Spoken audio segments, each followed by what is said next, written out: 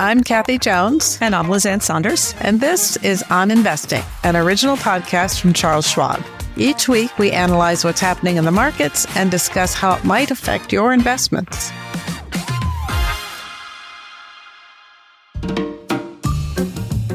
Well, hi, Kathy, as usual. Lots to discuss this week. We did get, yesterday, as you and I are recording this, the preliminary benchmark revision that the Bureau of Labor Statistics announces. It's a revision for the year ending March of this year, March of 2025. So it covers a period from April 24 to March of 25. And it was an historically large downward revision, 911,000 jobs taken out of the tally. We'll get the final reading on that in February of next year. But what is your take, given what we know now? Well, as you said, it's a large revision in number, but it's not out of the ordinary. So we do see large revisions when particularly when conditions are changing. If you're going into recession, coming out of recession, you don't really know that.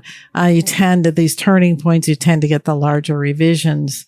It's very hard to capture kind of economic changes in real time with the survey data. And this has been particularly difficult because of, as we've discussed many times, the lack of information from surveys. The benchmark revisions try to match up the job figures with the census data. And we've had a lot of shifting on the census data as well, population changes. But I'd like to emphasize that this represents a 0.6% change of the overall employment numbers. So although it's a big number in nominal terms, in percentage terms, it's not that big a revision when you look at the overall numbers. But, look, it paints a picture of a softer job market than had been previously believed. And I combine that with the producer price index we got today that was on the soft side. I think from a market perspective, it raises the likelihood of a Fed rate cut at the September 16-17 meeting. I think the market is now building in some expectation of a 50 basis point cut. I still think that that's probably not going to happen, but we certainly could see a couple of rate cuts over the course of the next couple of months as the Fed meets if the numbers continue to be on the soft side. So what about you, Lizanne? What was your take? Yeah, I'm glad you pointed out the context of the big downward revision as it relates to the total number of people employed in the United States. If you were to chart, as many people have, and including us, just the size of the benchmark revision and compare it to historical benchmark revisions, it's an eye-popping chart. But if you were to do a chart of overall employment in the United States pre and post revision, they look like the same line, basically. So I think context is always important. What's also come into play over that reference period, the 1 year through March of 2025, is immigration may have a lot to do with the size of that revision, because the way payrolls are reported at the outset is from the establishment survey that the Bureau of Labor Statistics does. And it's a survey of companies about their payrolls.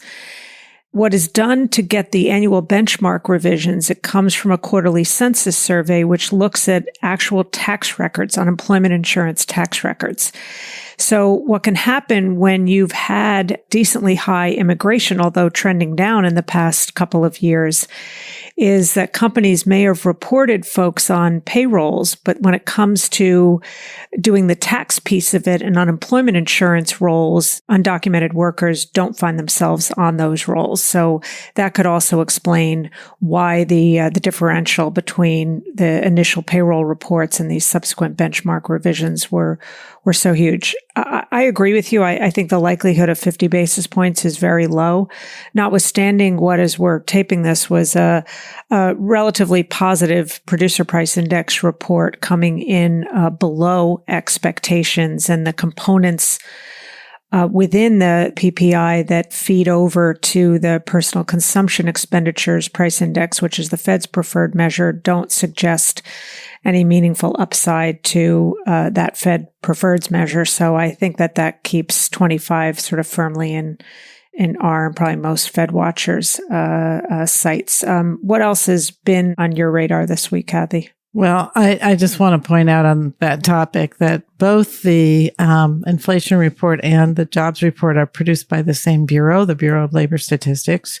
So if you're going to say you don't believe one number, then you have to not believe the other number as well. Good point. They're incompetent in one area, but competent in another. Just saying, don't shoot the messenger necessarily. Very good point. Yeah. But, I think the real question here is there's a couple of things that are of top of mind for me. One is how much leeway does the Fed have to cut rates in an environment where, although the inflation reading was better than expected, it's still somewhat elevated, particularly for goods prices. So do they have to be cautious about taking a little bit more time to see what happens with those? And then secondly, when they're considering other things like financial conditions and, where we are in terms of credit availability and all, those conditions are still pretty loose. And so is there an urgency for them to move very fast? I don't think so, unless we get a series of labor market reports that are really, really soft. But, other than that, I'm watching the global markets very carefully because we're seeing a lot of volatility in global bond yields led by, Japan. We're seeing rising yields in Europe as well. A lot of fiscal concerns, a lot of budget concerns and political concerns about will countries get their act together to be able to manage their public finances. And I think that is adding to the potential volatility in the U.S. market as well. So I've been keeping an eye on it. It hasn't had a huge effect on the U.S. Treasury market yet, but it's certainly out there in the atmosphere as something that we need to keep an eye on because loss of confidence or dwindling confidence in the ability of governments to handle public finances means higher yields, all else being equal. So something I've been keeping an eye on. On that topic, we have a special guest this week. Yeah, this will be an easy one, although I'll still have to read his detailed bio. But so Steve Meier is our guest. I have known him for a really long time. One might assume it's from the business, but Steve Meier is my brother-in-law. And so I've known him for as long as I've known my husband. But to put a more formal stamp on things, Steve is the Chief Investment Officer and Deputy Controller for Asset Management for the 5 New York City retirement systems, and that is the 4th largest public pension system in the United States. Steve has over 40 years of experience in both the public and private sectors, previously serving as Assistant Treasurer and Interim Chief Investment Officer for the Connecticut office of the State Treasurer Sean T. Wooden. He oversaw the investments of Connecticut's $40 billion public pension system. Before that, Steve spent 17 years at State Street and State Street Global Advisors, where he served as Executive Vice President and Chief Investment Officer for global fixed income, currency, and cash management, overseeing more than $900 billion in assets. He was also a member of State Street Global Advisors Investment Committee for more than a decade, with responsibility for more than $2.3 trillion in global investments. Prior to Steve's time at State Street, he worked at Credit Suisse First Boston as Director and Global Head of Fixed Income and Money Market Electronic Trading and Senior Trader in their Global Financing Group. His experience also includes roles at Oppenheimer Capital, Merrill Lynch Capital Markets, and Irving Trust Company. He's also, by the way, just a really great guy.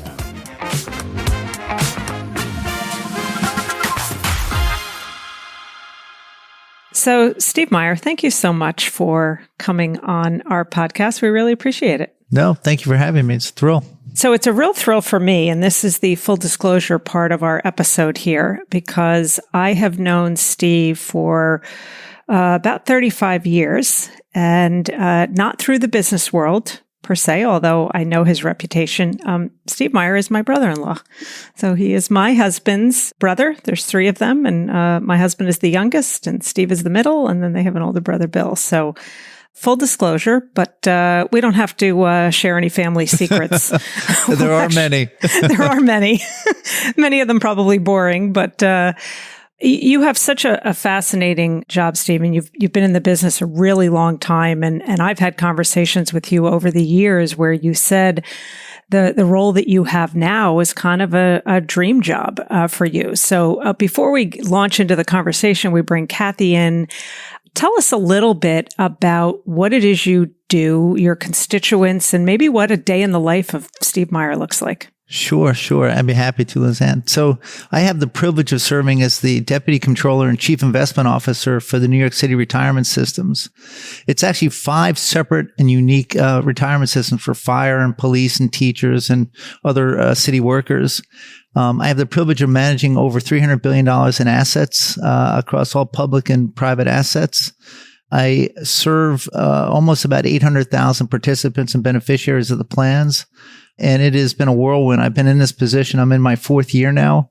And I'm happy to say that the performance has been quite strong. We've exceeded our 7% assumed rate of return for the last 3 years, quite significantly last year, the last couple of years in double digits. So it's been, a tremendous experience, and I'm very, very grateful. It's the best job I've ever had. And Lizanne, you touched on this earlier.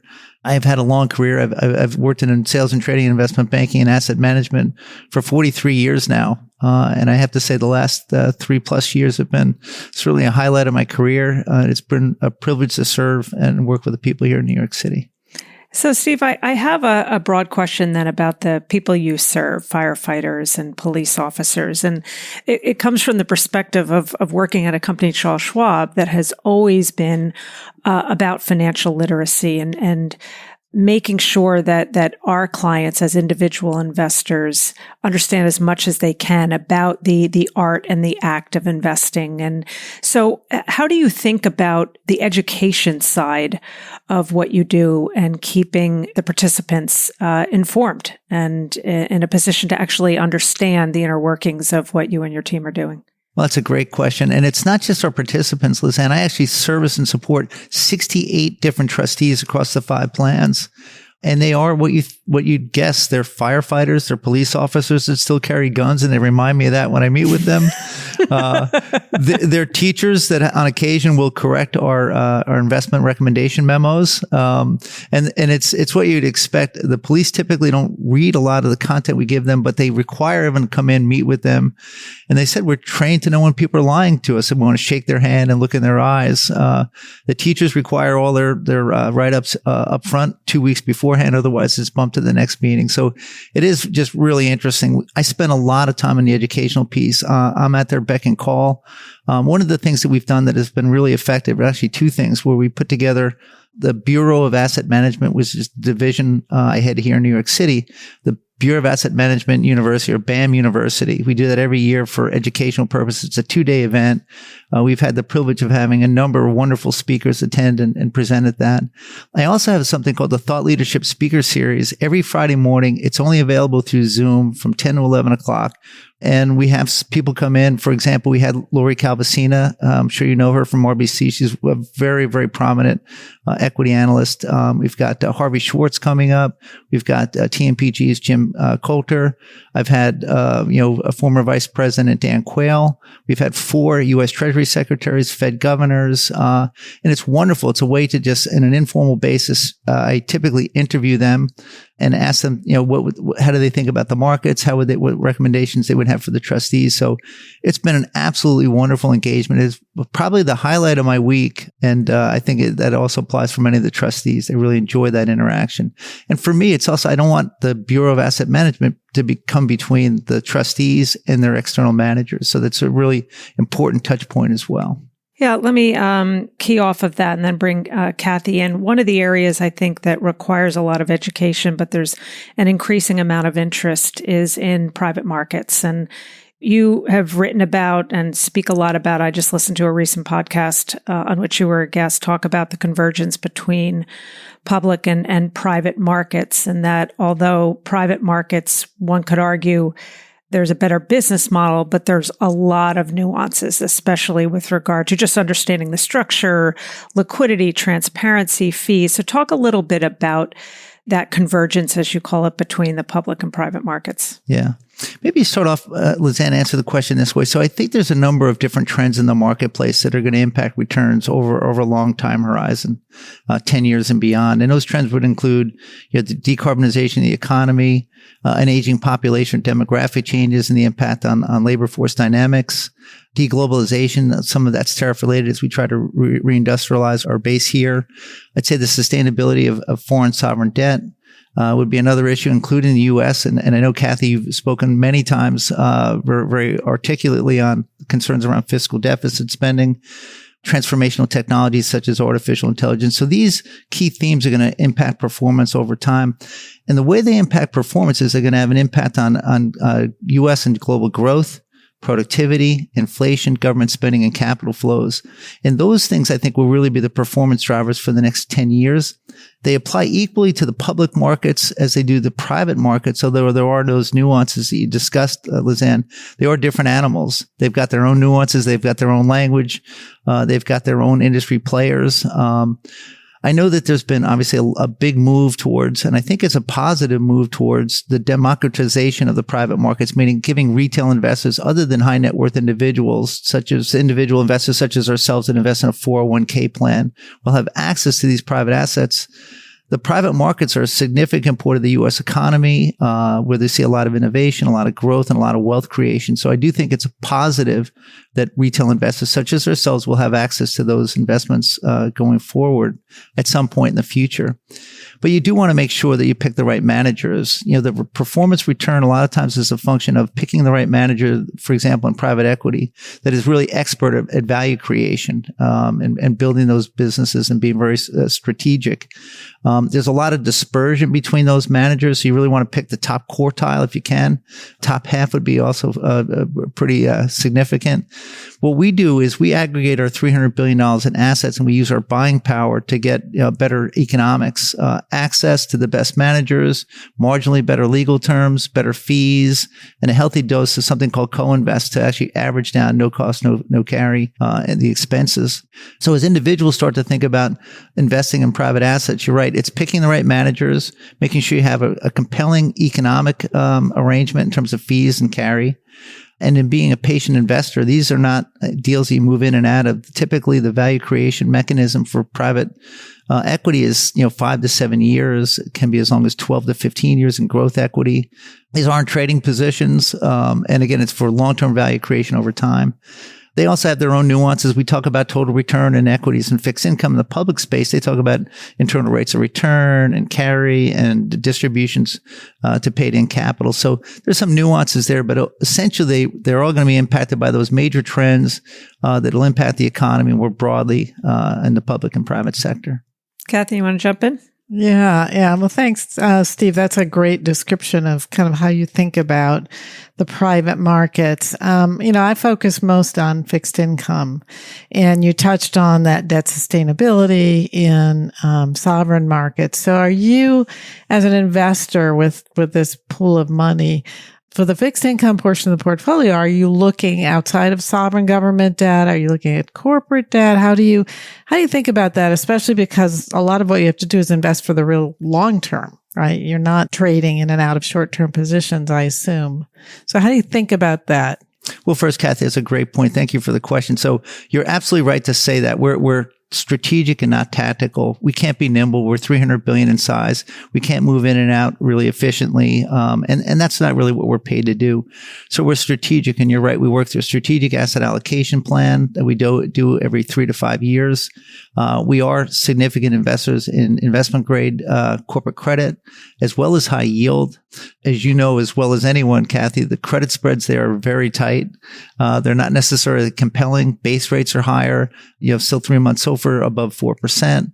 And those floating rate obligations still can kick off some yield. We actually don't invest in non-U.S. bonds. And the reason is we have restrictions in terms of how much alternative assets we can invest in. The city of New York, and actually the state of New York, works off of very old legislation that dates back to the 1930s. And that legislation had a list of those acceptable investments that were prudent. And what didn't fall on that list fell onto the prudent investment basket. And that includes non-U.S. bonds, it includes non-U.S. non-U.S. stocks at certain limits. It terms high yield over 10%, and then all manner of private assets. So we're very careful in terms of how we use that basket allocation. I also think some of this thinking might be legacy at a point when U.S. rates were much higher. We had negative interest rates in Europe. You had obviously the issues around currency and, the potential need to hedge. In our private credit book, we do actually invest in European debt, mostly in the direct lending space, some asset-backed funding as well. But I do think that as a component of the portfolio, corporate bonds considered a risk asset. They're not necessarily the ballast that you typically want in fixed income, but there's certainly something that can generate a significant amount of carry for us in yield. The other challenge we have, I guess, that I mentioned in the context of bond investing is the fact that we've had relatively high levels of correlation between equities and bonds and U.S. Treasuries in particular, really since the COVID 2020. And there we really don't get the diversification benefits of owning Treasuries. Now that may reverse at some point. I think it's more of a function of inflation and how that's impacting real rates and the underlying economy. But again, we typically have those balanced portfolios that have both private and public assets across equity exposure and fixed income exposure. And again, outside the States, we do invest in strategies that in the private sector that have more exposure to non-U.S. economies. I was also wondering about the inflation component you brought up, because obviously that's going to be a huge issue for your constituency to try to have returns that exceed inflation. And for a few years, that's probably been difficult, or over some of those years, it's been difficult that you've been doing this.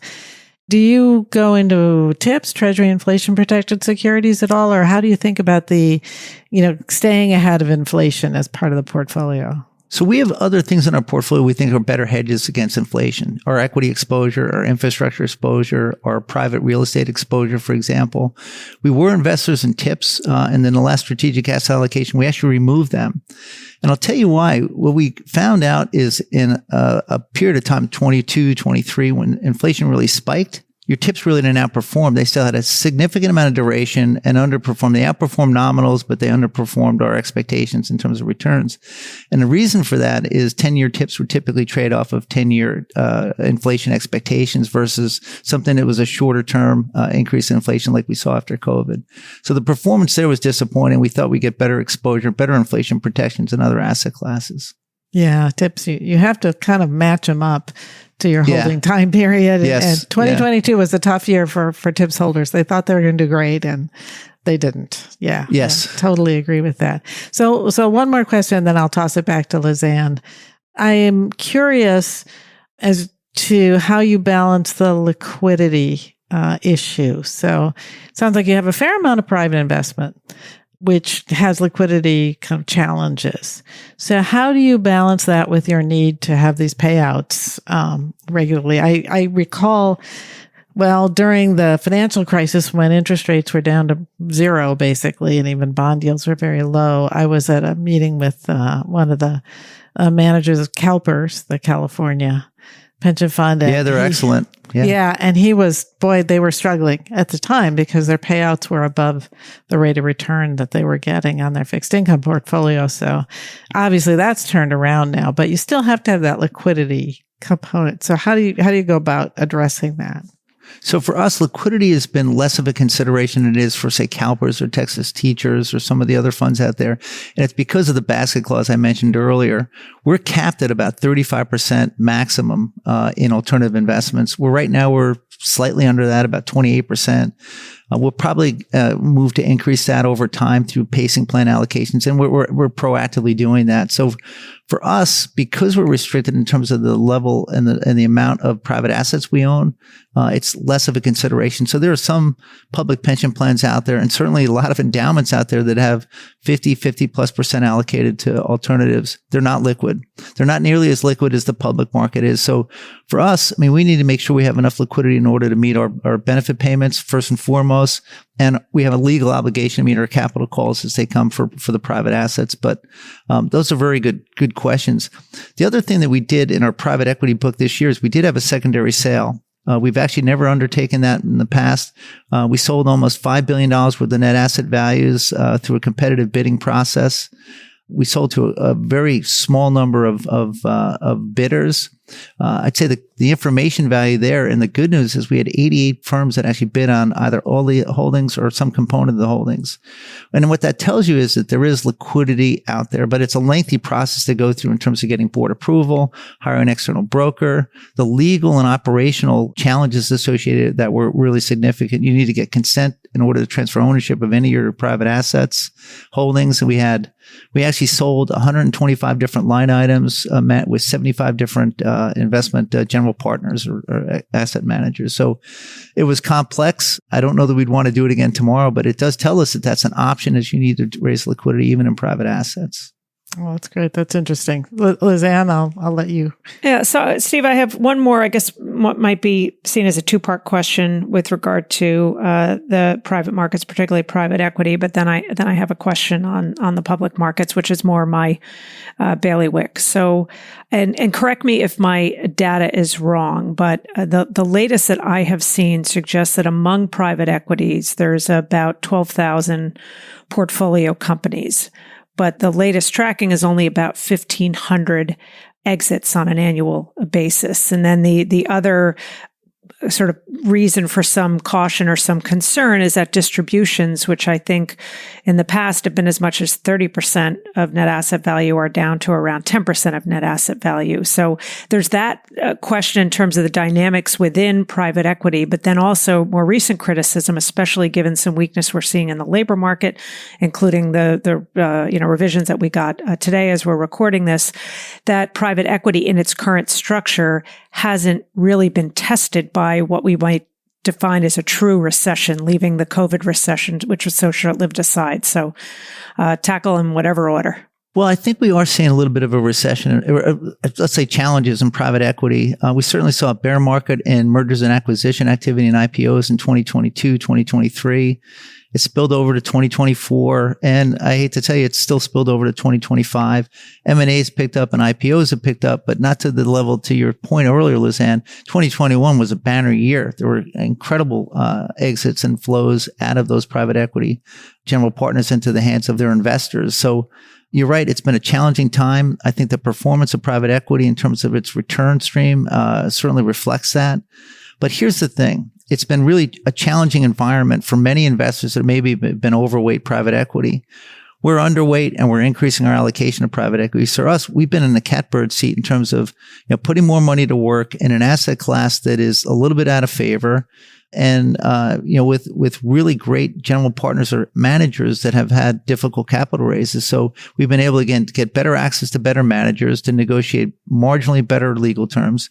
And again, really much more compelling fee structure and a healthy dose of co-investment, almost with a 2-to-1 ratio where we're getting so much more co-investment at no fee, no carry. So I actually think over the last 3 years, since my tenure with my, the aid and working with really wonderful people here at the Bureau of Asset Management, we've really positioned the portfolio for outperformance. But that outperformance in terms of co-investment and how we're positioned with what I think will be very good vintage year investments, you won't see for another 5, 7, 10 years. So we do think we'll power the performance down the road. But those are really great questions and really great insights. It's been a tough time for private equity. All right, so let's move into the public markets, which is more my domain, and maybe just talk about you mentioned you're a little below what the limit is on private investments within the fund. So maybe a broader question of what the current strategic asset allocation is across asset classes, but also how often does that change? And then I want to ask you about where you see opportunities within the public markets. So the strategic asset allocation typically should be done over an economic or a market cycle. It should be done every 3 to 5 years. Oftentimes they're done more frequently. So for example, you've had 3 years where you've had really incredible performance out of U.S. equities. And I know a number of public pension plans, including ourselves, are looking at that and saying, maybe it's time to reevaluate. What do we think the next 10 years are going to bring in terms of return streams or annual returns for public equities? What does the volatility of those returns look like? And what's the correlation with the other assets? And that's basically the building blocks for constructing a portfolio. I still think there's a couple of things. I think that we're perhaps a little overweight U.S. equities relative to the rest of the world. You've seen some relative valuation disparities open up. I mean, U.S. markets have outperformed. U.S. preeminence has really driven that outperformance over the last 12 years following the global financial crisis. And I think for some investors, they tend to be slightly overweight large cap growth, which has worked really well and continues to work well. But at some point, I think there's probably better ponds to fish in. If you look at non-U.S. equities, last year they outperformed U.S. equities, and with a strong tailwind associated with the declining dollar relative to those local currencies. So I do think that's something we will continue to look at and explore is potentially higher holdings outside the States.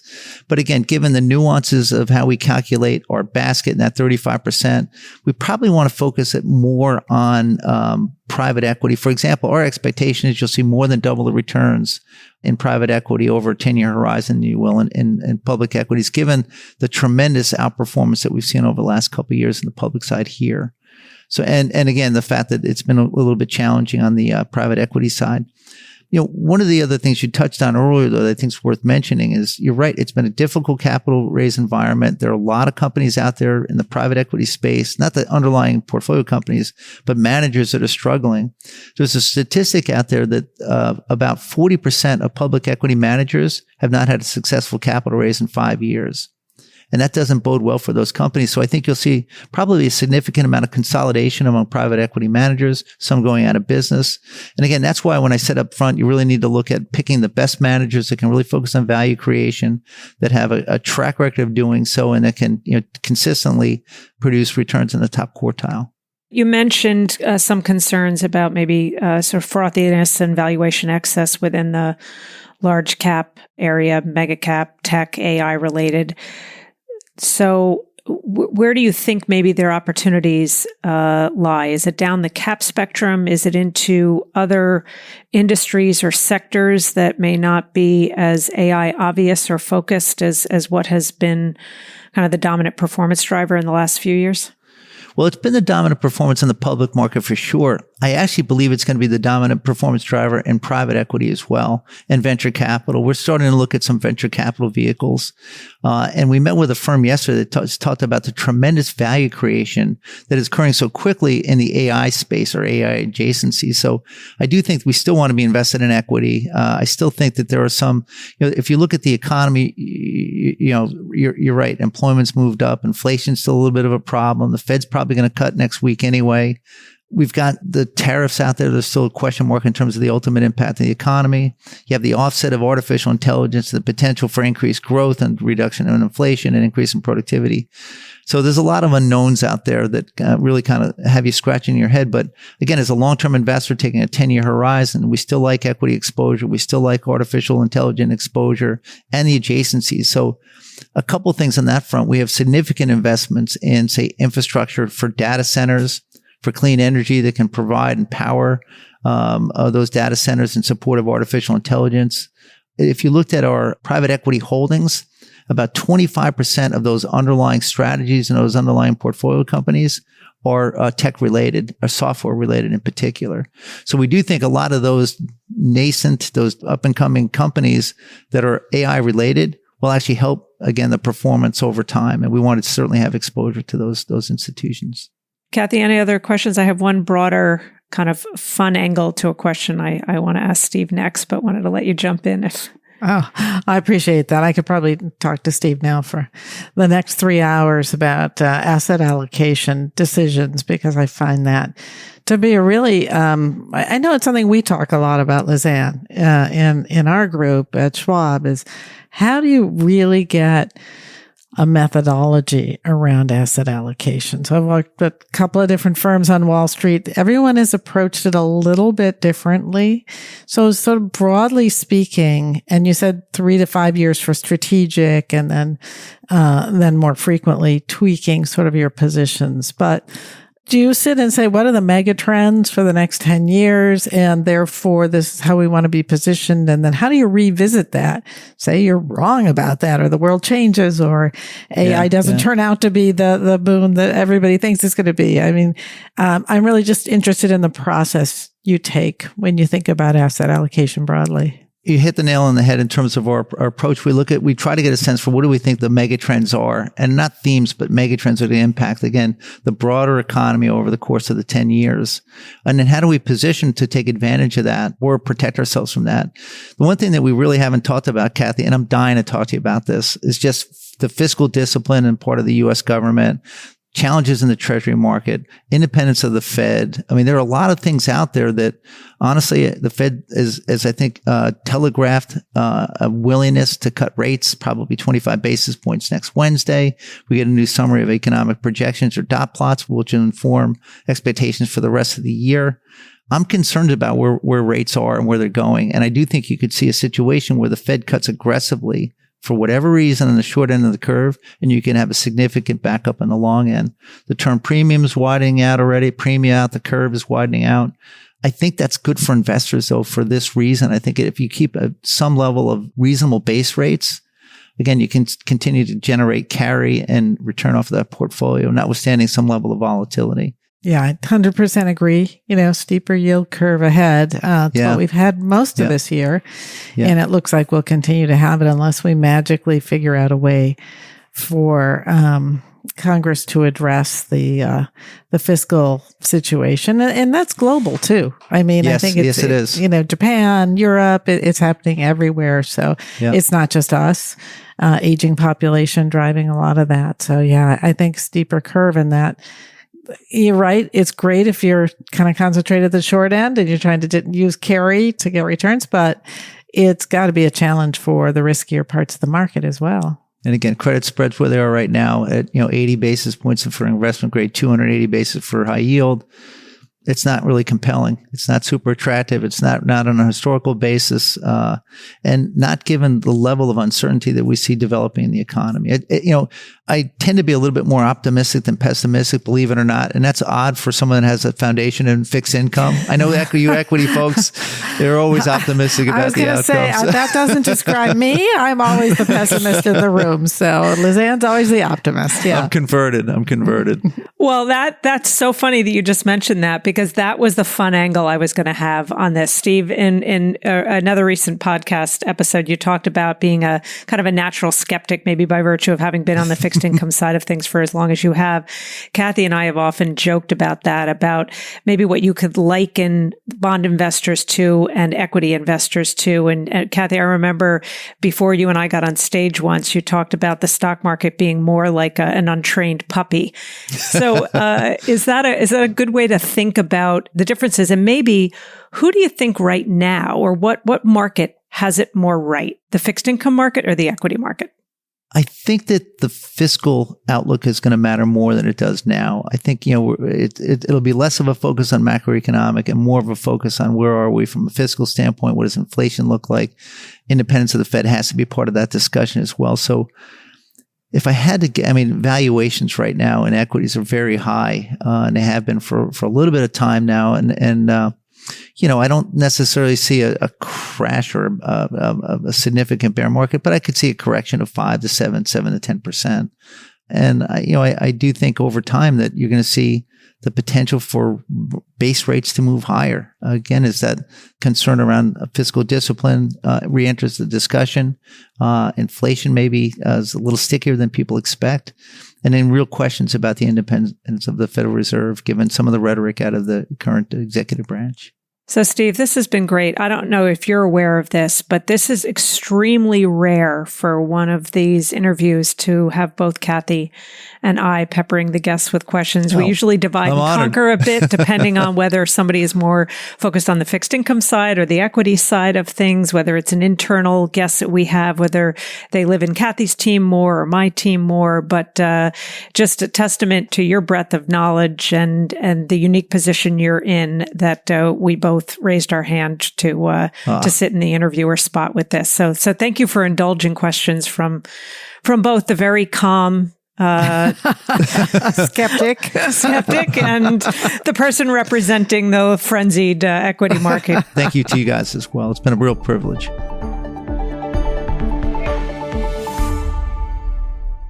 So, Lizanne, that was great. Thank you for letting me horn in on that on that interview.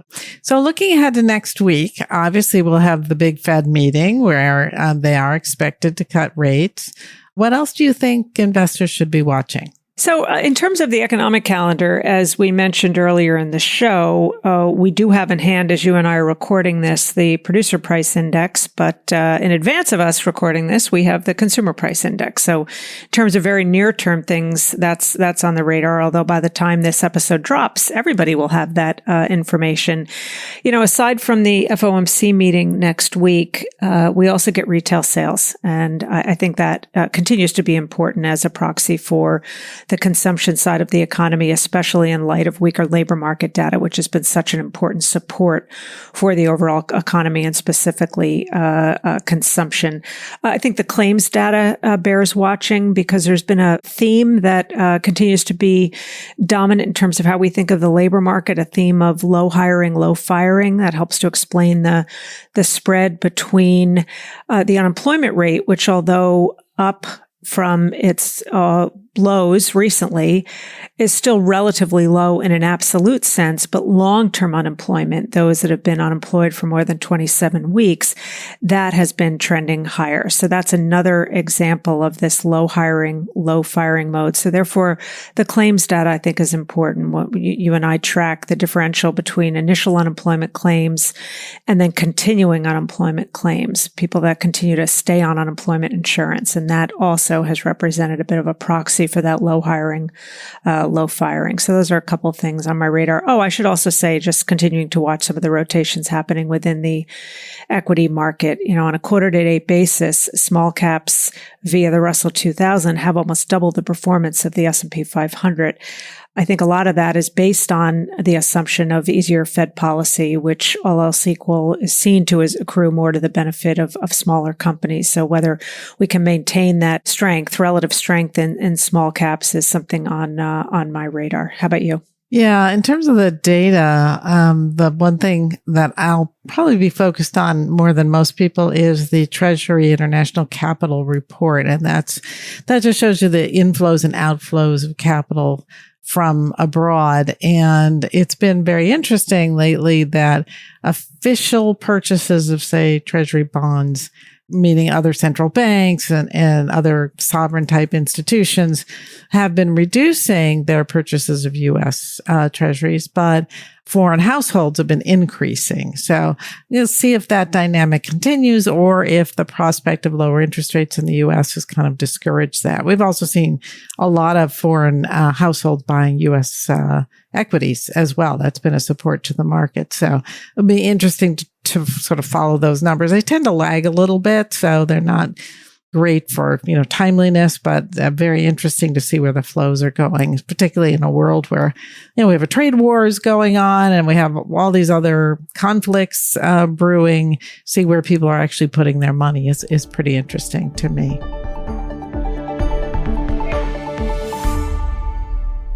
So that's it for us this week. Thanks for listening. You can always keep up with us in real time on social media. I'm at Kathy Jones. That's Kathy with a K on X and LinkedIn. And I'm at Lizanne Sonders on X and LinkedIn. My usual announcement to make sure you are following the real me as I continue to have a lot of imposters.